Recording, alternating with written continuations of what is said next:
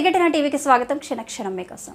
Rajiv Gandhi civils అభయహస్తం చెక్కుల పంపిణీ కార్యక్రమంలో CM Revanth Reddy, deputy CM బట్టి విక్రమార్క పాల్గొన్నారు. ఈ సందర్భంగా సీఎం రేవంత్ రెడ్డి మాట్లాడుతూ 30,000 ప్రభుత్వ ఉద్యోగాల నియామకాలు చేశామని, ఇంకో 35,000 ఉద్యోగాల భర్తీ చేయబోతున్నామని ఆయన తెలిపారు. ఉద్యోగ నియామకాల కోసం చిత్తశుద్ధితో పనిచేస్తున్నామని ఆయన అన్నారు. సివిల్స్ విద్యార్థులకు ఆత్మస్థైర్యం ఇవ్వడం కోసం మా ప్రత్యామ్నాయమన్నారు సీఎం రేవంత్ రెడ్డి. కొందరికి లక్ష చిన్నది కావచ్చు, కొందరికి లక్ష ఎక్కువ కావచ్చు అని, కానీ మేము మీకు అండగా ఉన్నామని చెప్పడం కోసం మా ఆలోచన అని ఆయన వ్యాఖ్యానించారు.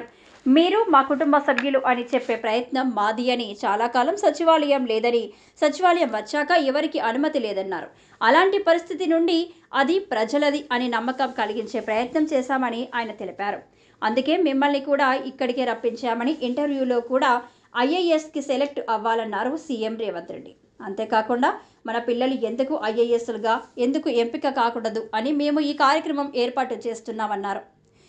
పరీక్షల మీద దృష్టి పెట్టండి. తెలంగాణలో విద్యుత్ సర్టిఫికేట్ కోర్సులకు పరిమితం అవుతుంది. పరిశ్రమలు పెట్టడానికి వచ్చే వాళ్ళంతా వృత్తి నైపుణ్యం కలిగిన వాళ్ళ కోసం వెతుకుతున్నారు. విద్యార్థులకు కంపెనీలకు గ్యాప్ కనిపిస్తుంది. అందుకే స్కిల్ యూనివర్సిటీ ఏర్పాటు వచ్చే ఏడాది నుండి sports university Gachibowli sports village 10 ఏళ్లుగా నిరుపయోగంగా మారింది. 30 ఏళ్ల నుండి అక్కడ పోటీ ఎక్కువ. ప్రతి గ్రామంలో పోటీ పెరిగి ఎస్ఐలు అవుతున్నారు. సివిల్స్ కూడా అలాగే పోటీ పడాలి. మెయిన్స్కి వెళ్ళాలి.